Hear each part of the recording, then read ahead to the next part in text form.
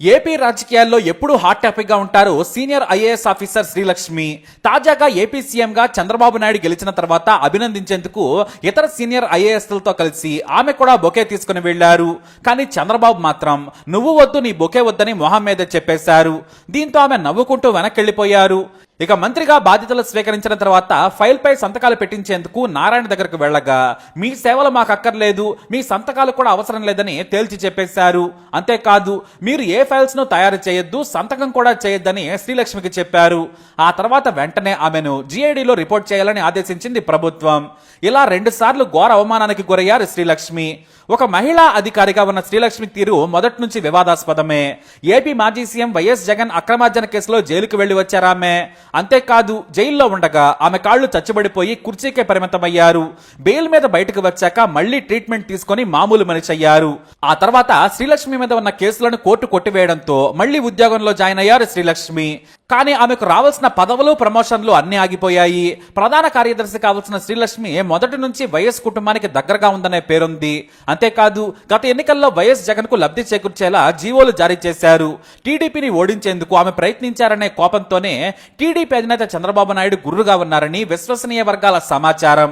అసలు ఎవరి శ్రీలక్ష్మి, ఆమె ఎదుర్కొన్న కేసులేంటో చూద్దాం. ఎర్రా శ్రీలక్ష్మి పశ్చిమ గోదావరి జిల్లా ఏలూరులో పుట్టి పెరిగారు. తండ్రి రైల్వే ఉద్యోగి, సోదరి ఉన్నారు.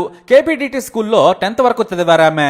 చిన్నప్పటి నుంచి చదువులో చాలా చురుకు. ఇక మాస్టర్స్ పూర్తయిన వెంటనే సివిల్స్ కు ప్రిపేర్ అయ్యారు.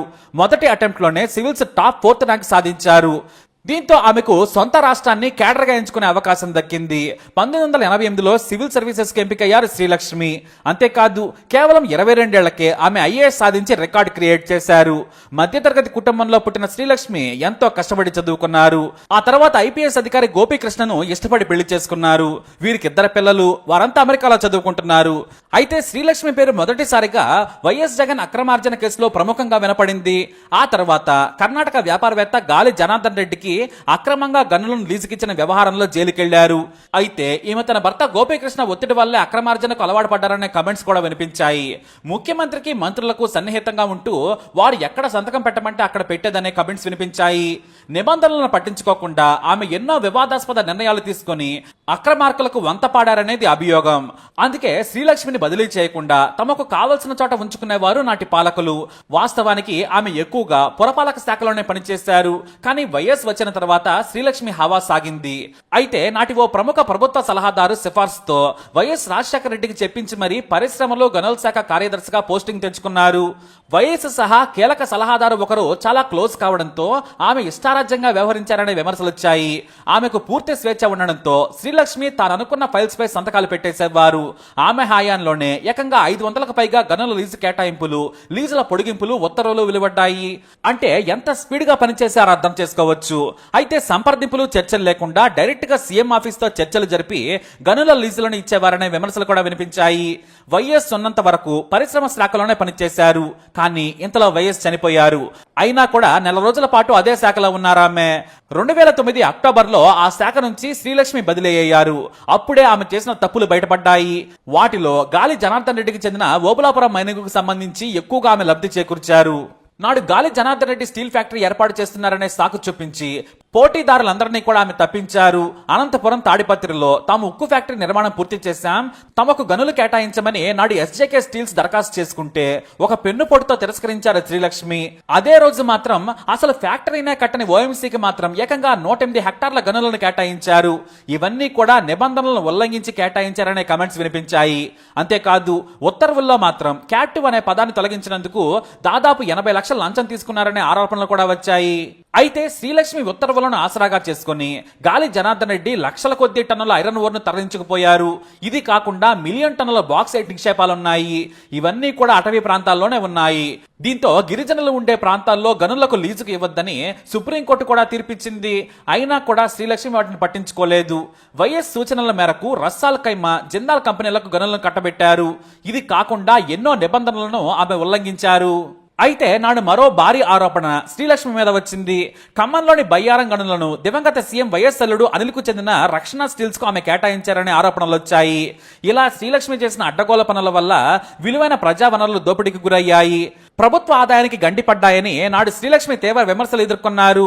అంతేకాదు వైఎస్ జగన్ తన తండ్రి పదవిని అడ్డు పెట్టుకుని తన కంపెనీలో పెట్టుబడులు పెట్టిన వారికి అడ్డగోలుగా ఈ లీజులు అనుమతులు ఇప్పించారనే ఆరోపణలు కూడా ఉన్నాయి.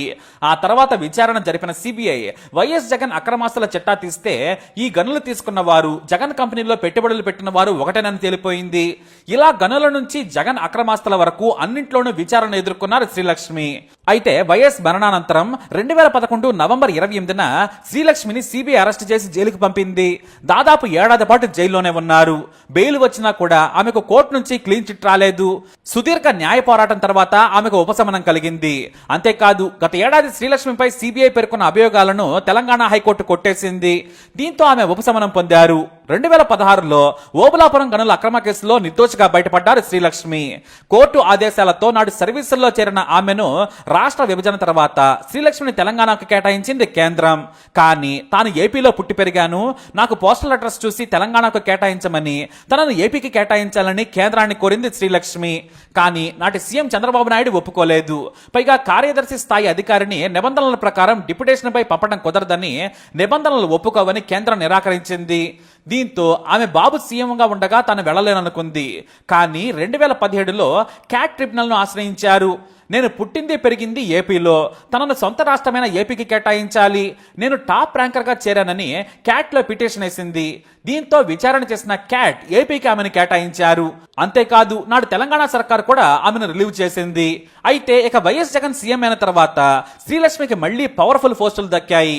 అంతేకాదు ఏకంగా కార్యదర్శి నుంచి ముఖ్య కార్యదర్శిగా ప్రమోషన్ కూడా ఇచ్చారు నాటి సీఎం వైఎస్ జగన్.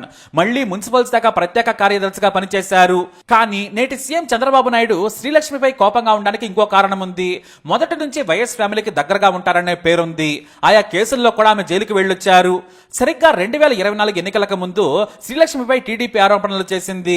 నిబంధనలు తెలిసినా కూడా శ్రీలక్ష్మి రాజకీయ ప్రయోజనాల కోసం వైసీపీకి లబ్ధి చేకూర్చేందుకు ఇష్టారీతిన పనులు చేయని వాటికి, పూర్తి కాబోయే వాటికి కూడా జీవోలు ఇచ్చారని నాడు టీడీపీ ఆరోపించింది. వాస్తవానికి ఈమె ప్రభుత్వ ప్రధాన కార్యదర్శి జవహర్ రెడ్డి కంటే కూడా సీనియర్. 5 ఏళ్లు బిల్లులు మంజూరు చేయకున్నా ఎన్నికలకు ముందు తాడేపల్లి ప్యాలెస్ చెప్పిన వారికి రాజకీయ ప్రయోజనాల కోసం బిల్లులు చెల్లించారు. కొన్ని మున్సిపాలిటీ నిధులను కూడా భారీగా మంజూరు చేశారు. అంతెందుకు మంగళగిరిలో నారా లోకేష్ ను ఓడించేందుకు ఆ మున్సిపాలిటీ పరిధిలో పూర్తి కాబోయే వాటికి కూడా జీవోలు ఇచ్చారని ఆరోపించారు. వాస్తవానికి పనులు పూర్తయ్యాక చీఫ్ ఇంజనీర్ లేదా ఇతర ఇంజనీర్లు సర్టిఫై చేస్తేనే బిల్లులు వస్తాయి. కానీ సర్టిఫైడ్ పత్రం లేకుండానే నిబంధనలను ఉల్లంఘించి శ్రీలక్ష్మి వైఎస్ జగన్ చెప్పారని జీవోలు ఇచ్చారట. ఇది కాస్త టీడీపీ నేతలకు తెలియడంతో తీవ్రంగా మండిపడ్డారు. రూల్స్ పాటించడం లేదు కాబట్టి ఎలాగో విమర్శలు వస్తాయన్న భయంతో వాటిని వెనక్కి తీసుకున్నారు శ్రీలక్ష్మి. ఇక అమరావతిలోనే 23,000 మంది రైతులకు కౌలు చెల్లించడంలో కూడా శ్రీలక్ష్మి పట్టించుకోలేదు. అసైన్ రైతులకు 3 ఏళ్ల నుంచి కౌలు రావడం లేదని శ్రీలక్ష్మి మీద ఫిర్యాదు కూడా చేశారు రైతులు. జగన్ చెప్పినట్లు వైసీపీ నేతలకు అనుగుణంగా శ్రీలక్ష్మి పనిచేశారనేది ఆమె మీద ఉన్న ఆరోపణ. అంతేకాదు టీడీపీని ఓడించేందుకు సెలెక్టివ్ గా కొన్ని మున్సిపాలిటీలకు నిధులు కేటాయించారని కూడా చంద్రబాబు ఆమె మీద కోపంతో ఉన్నారు. దీంతో సీఎం అయ్యాక బాబు ఆమెను పట్టించుకోలేదు. నవ్వుతూ బొకే ఇస్తున్నా కూడా నీకో దండం, నీకు బొకేకో దండం, నీ బొకే అక్కర్లేదని మొహం మీద చెప్పేశారు. ఇటు మున్సిపల్ మంత్రి నారాయణ సైతం నువ్వు ఏ ఫైలు తయారు చేయకు, నీ సంతకాలు నాకు అవసరం లేదని చెప్పేశారు. 2 సార్లు ఘోర అవమానానికి గురయ్యారు శ్రీలక్ష్మి. ఇప్పుడు ఆమెను జీఐడీకి అటాచ్ చేసింది సర్కారు. ఎలాంటి పోస్టింగ్ లేకుండానే ఉంచింది. అలా శ్రీలక్ష్మి సివిల్ సర్వెంట్ కెరీర్ లో ఎన్నో వివాదాలు, విమర్శలు, జైళ్లు. ఒకటేమిటి తీస్తే సినిమాకు కావాల్సినంత ట్విస్టులు కూడా ఉంటాయని చెప్పొచ్చు. మరి ఐఏఎస్ శ్రీలక్ష్మిపై మీ అభిప్రాయం ఏంటి? కమెంట్ ద్వారా తెలియజేయండి. ఇప్పుడు అప్డేట్స్ కోసం మై ఛానల్ ఫాలో అవ్వడానికి తప్పకుండా సబ్స్క్రైబ్ చేసుకోండి.